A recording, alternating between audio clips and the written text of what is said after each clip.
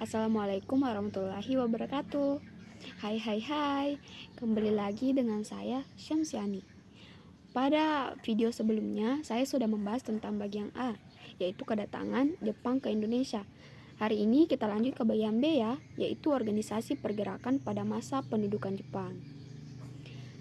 Namun pembahasan kali ini kita masih sama, yaitu tirani matahari terbit. Cuman bedanya kita lanjut ke bagian B, yaitu masa pendudukan Jepang di Indonesia yang terjadi pada tahun 1942 sampai dengan 1945 dan organisasi-organisasi yang dibentuk pada periode 4 tahun, sekitar 3 tahun ya. Jepang membentuk berbagai organisasi dalam rangka melakukan propaganda dan juga untuk menggalang kekuatan dalam menghadapi pasukan sekutu. Adanya organisasi ini mampu memperkuat armada Jepang, tapi bukan armada yang ini ya. Karena pada saat itu Jepang terlibat dalam sebuah perang Pasifik namanya, atau Perang Dunia Kedua. Jadi Jepang juga membutuhkan kekuatan. Karena kalau sedikit pasukannya ya tidak bisa, jadi dia menggalang berbagai kekuatan dari warga Indonesia. Nah, untuk menggalang kekuatan itu, Jepang membentuk organisasi sebagai wadah propaganda untuk menarik kekuatan-kekuatan dari rakyat. Di sini ada sekitar 15 organisasi yang dibentuk oleh Jepang. Jepang membentuk organisasi baik yang bersifat sosial kemasyarakatan, semi militer maupun organisasi militer. Tapi di sini saya hanya akan membahas organisasi yang bersifat sosial kemasyarakatan.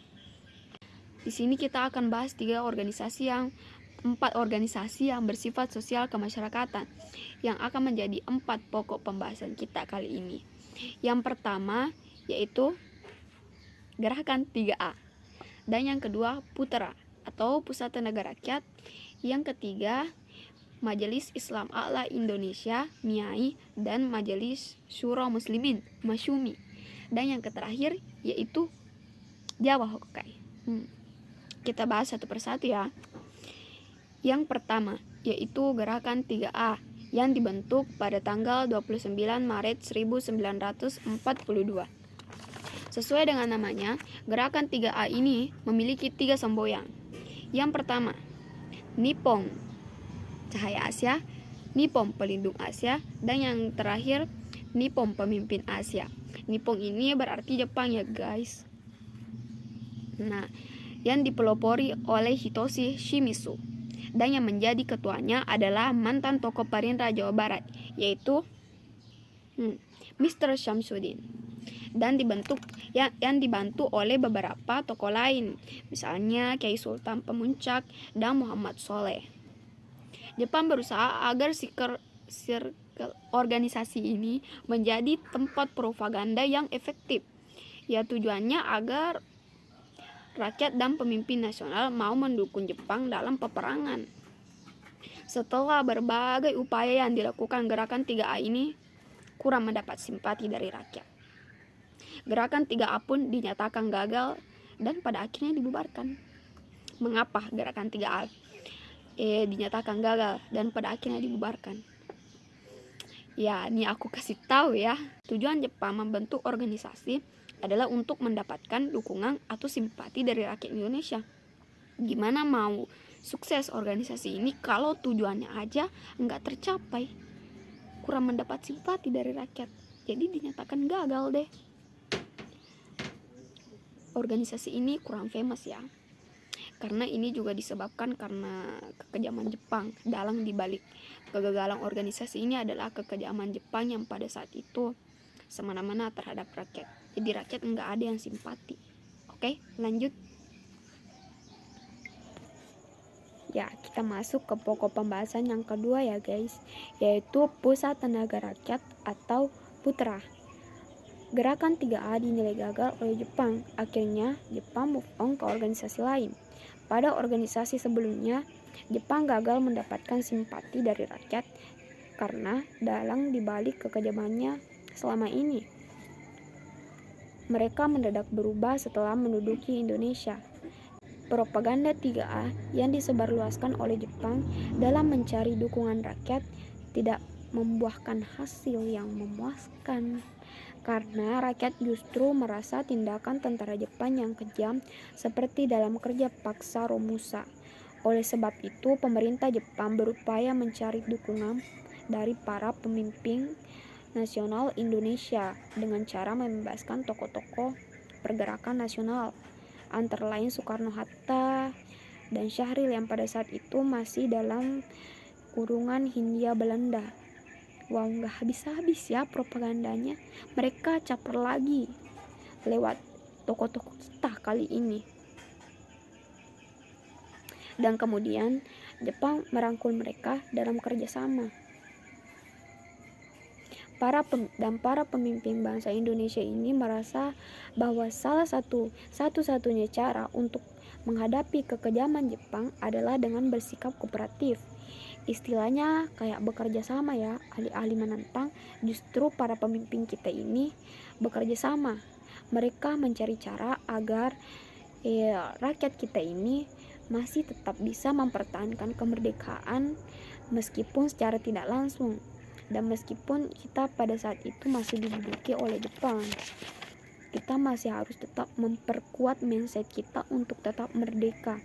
Dan gimana caranya supaya mental kita ini tetap kuat dalam menghadapi kekejaman si Jepang ini. Dan akhirnya setelah dengan berbagai pertimbangan, para pemimpin pun setuju untuk melakukan kerjasama dengan si Jepang ini. Dan akhirnya dibentuklah organisasi baru yang bernama Putra, Pusat Tenaga Rakyat. Putra pun dibentuk pada tanggal 16 April 1943 yang diketuai oleh Insinyur Soekarno dan para pemimpinnya yaitu Muhammad Hatta, Kiai Hajar Dewantara, dan Kiai Haji Mas Mansur. Wow, 4 circle. Gimana para warga Indonesia nggak tertarik coba kalau yang mimpin organisasi Putra ini 4? Satu circle yang sangat-sangat idaman pada masa itu. Tokoh nasionalis guys. Jepang nih capernya sangat elit ya. Caper elit, sadar diri, sulit. Nah, keberadaan Putra merupakan organisasi resmi pemerintah yang disebarkan melalui surat kabar dan radio, sehingga menjangkau sampai ke desa ya. Namun tidak mendapatkan bantuan dana operasional sama sekali dari si Jepang. Jadi pure dari pemimpinnya sendiri. Tapi meskipun demikian, para pemimpin bangsa diperbolehkan untuk menggunakan fasilitas Jepang, yaitu koran dan radio. Nah, dalam tempo yang sesingkat-singkatnya, Putra pun, maaf guys, azan.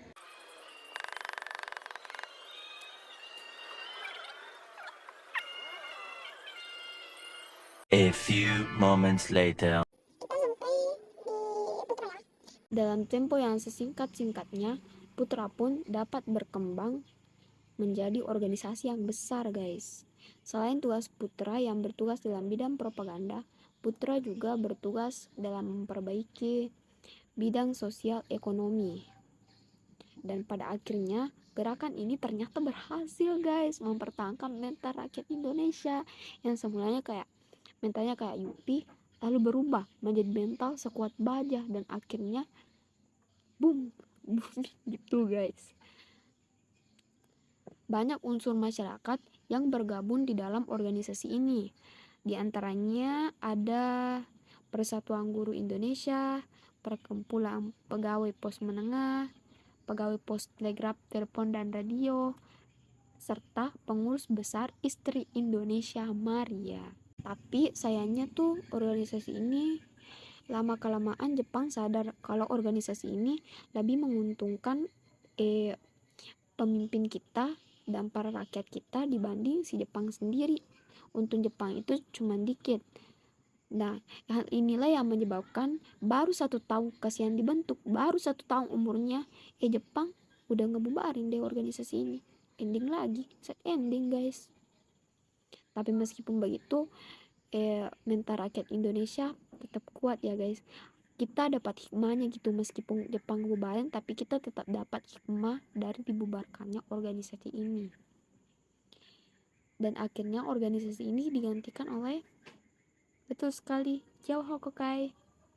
Nah, tapi sebelum membahas Jawa Hokokai terlebih dahulu, kita bahas dulu Majelis Islam A'la Indonesia, MIAI, dan Majelis Syuro Muslimin Masyumi.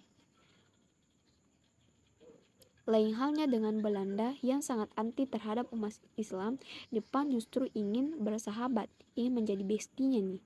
Meskipun ya ada maunya sih. Seperti yang saya bilang dahulu, ada gajah dibalik batu.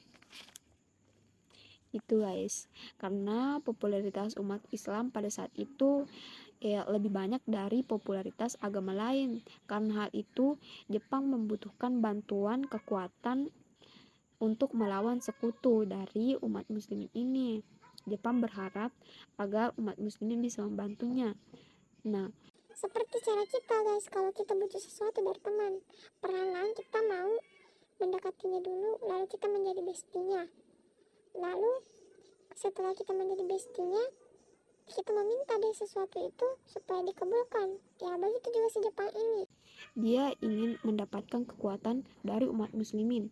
Makanya Jepang perlahan-lahan mendekati umat muslimin, lalu yang ingin berbesti dengan dia, lalu mendapatkan apa maunya. Nah, akhirnya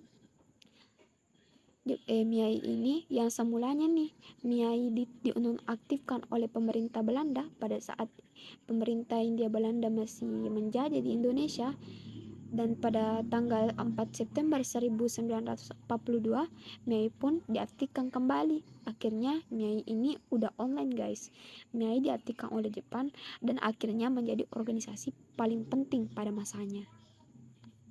Nah, sebagai gantinya, MIAI kembali, Jepang mengerahkan para ulama dan umat Islam yang ingin tetap menyalurkan kegiatan keagamaan mereka lewat sebuah organisasi.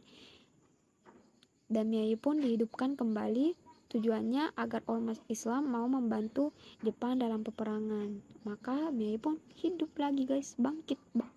Tapi ini bukan manusia ya, horor namanya kalau manusia mau dihidupkan kembali. MIAI pun kembali beraktivitas, yang awal mulanya tuh bermarkas di Surabaya, akhirnya pindah dan bermarkas di Jakarta setelah diaktifkan kembali. Ada yang tahu Samboyan MIAI? Ya, betul sekali. MIAI bersabda, "Berpegang teguhlah kamu kepada tali Allah dan janganlah berpecah belah." Nah, berdasarkan semboyan tadi, MIAI lalu merumuskan tujuan dan tugasnya sebagai berikut. Saya akan bacakan ya guys. Di sini yang pertama, menempatkan umat Islam pada kedudukan yang layak dalam masyarakat Indonesia. Mengharmoniskan Islam dengan tuntutan perkembangan zaman. Jadi meskipun zaman berkembang, umat Islam harus tetap harmonis dan ikut membantu Jepang dalam perang Asia Timur Raya. Ya sudah jelas ini karena memang ini tujuan awalnya. Nah, selain itu, MIAI juga mencetus sebuah program yang lebih menitik beratkan kepada sosio-religius. Sosio-religius itu, sosio kan artinya berkomunikasi. Kayak sosial-sosial gitu. Kalau religius artinya keagamaan. Artinya kegiatan sosial yang berdasarkan kepada keagamaan, yang agamis gitu, Islami, kegiatan sosial yang Islami. Nah, di sini ada rencananya nih guys. Yaitu yang pertama, membangun Masjid Agung di Jakarta dan mendirikan universitas dan juga membentuk Baitul Mal. Ini adalah rencana yang dijalankan oleh MIAI sendiri. Dan ini membutuhkan persetujuan dari Jepang ya guys. Tapi sayangnya usulan ini tuh ditolak mentah-mentah guys oleh pemerintah si Jepang ini. Si Jepang ini hanya menerima kalau Baitul Mal dibentuk, tapi untuk membangun Masjid Agung di Jakarta dan juga mendirikan universitas, Jepang menolak mentah-mentah usulan tersebut. Nah, ya lama-kelamaan dalam perkembangannya, MIAI pun kian sadar bahwa mereka tidak bisa untuk terus bergantung kepada Jepang. Makanya Miyai terus mengembangkan organisasinya sendiri ya guys. Jepang pun terus mengawasi setiap aktivitas dan gerak-gerik para tokoh Islam.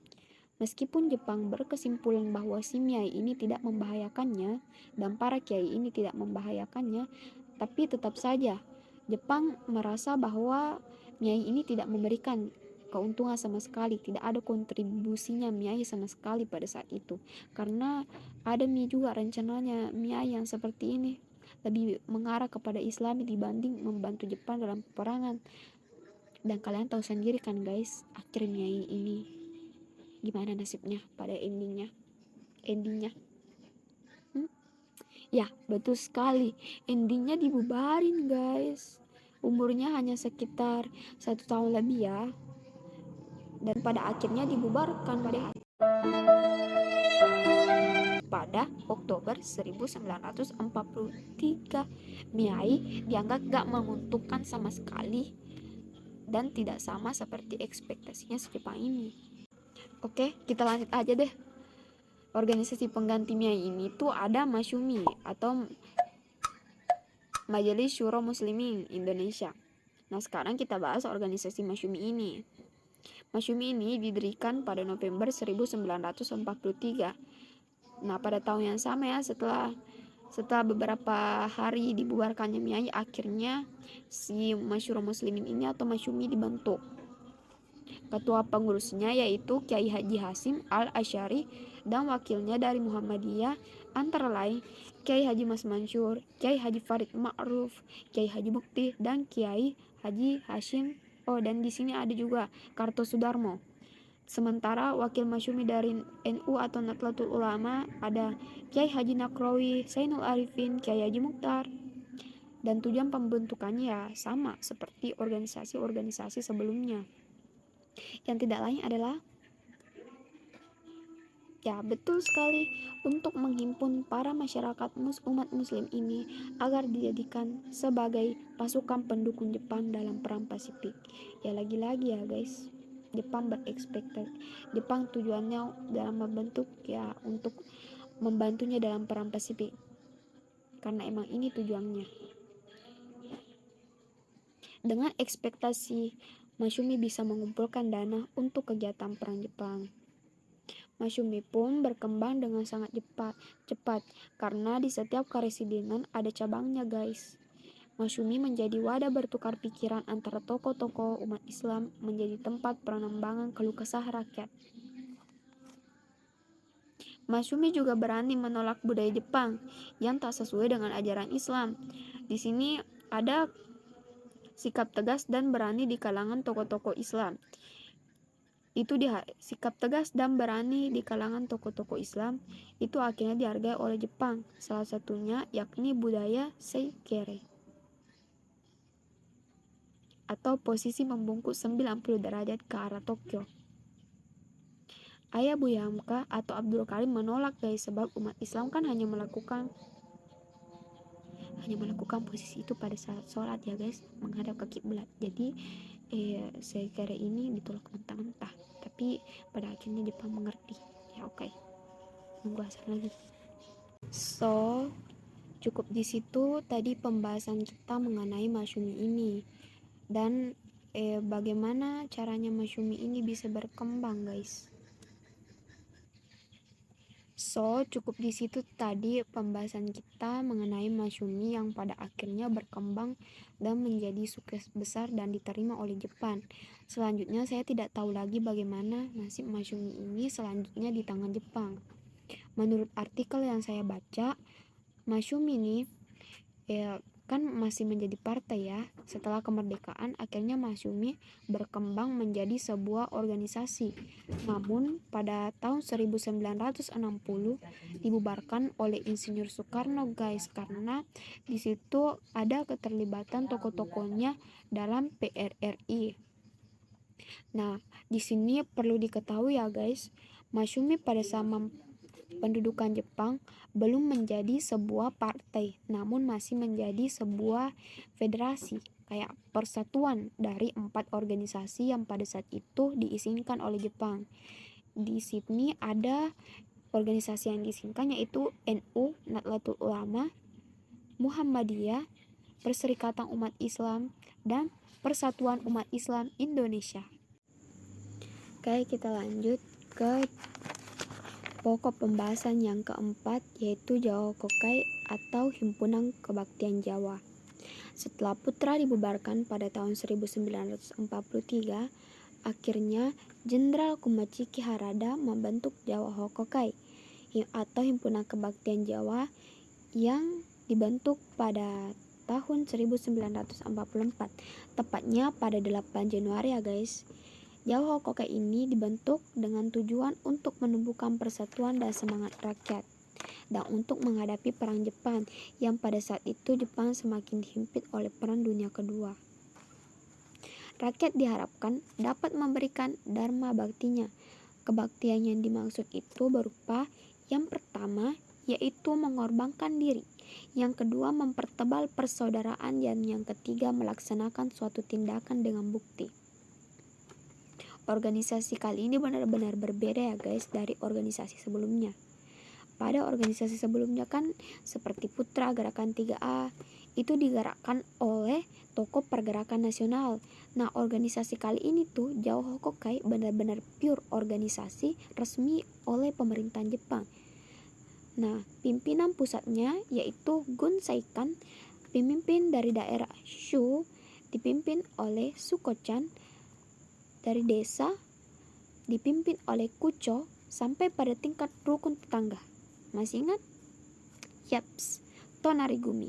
Semuanya pada pemimpin tingkat pemerintahan ini hanya dijabat atau dipegang oleh orang-orang Jepang ya guys. Nah, tapi di sini ada Soekarno dan Al-Hasyim yang hanya menjadi dan berperang sebagai penasehatnya, hanya merupakan anggota. Selebihnya yang dipimpinnya orang Jepang. Nah, di sini saya akan membacakan program-program Jawa Hokokai, yaitu yang pertama, melaksanakan segala tindakan dengan nyata ikhlas demi pemerintah Jepang. Ikhlas ya. Yang kedua, memimpin rakyat untuk mengembangkan tenaganya berdasarkan semangat persaudaraan, dan yang terakhir memperkokoh pembelaan tanah air. Jadi di sini tugas-tugasnya semakin program-programnya semakin ketat. Nah, cara licik Jepang pada saat itu menjanjikan kemerdekaan.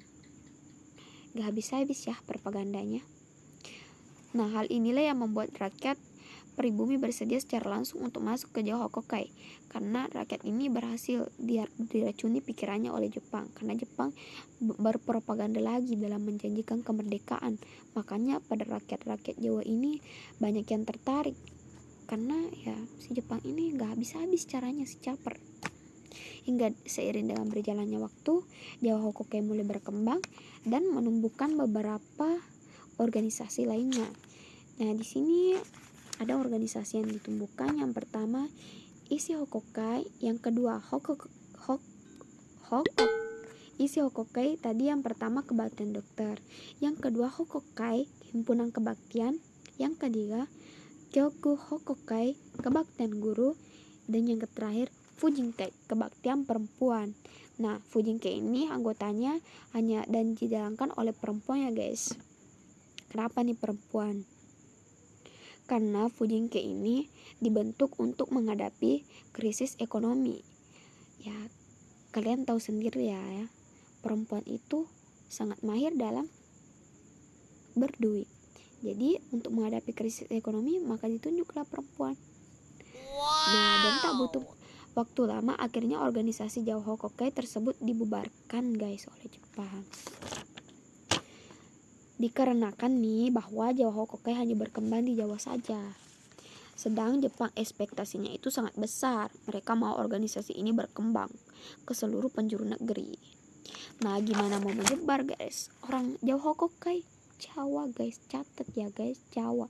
Gak bisa berkembang di daerah lain. Orang bahasanya aja berbeda, apalagi suku dan adat istiadatnya. Hingga Jawa Hokokai resmi dibubarkan pada 1945. Umurnya hanya sekitar 1 tahun saja. Ya, saya akhiri dengan ucapan Saya akhiri dengan ucapan permintaan maaf atas segala kegagalan saya dalam presentasi tadi, karena saya memang agak gagu-gagu guys. Jadi ya, wassalamualaikum warahmatullahi wabarakatuh.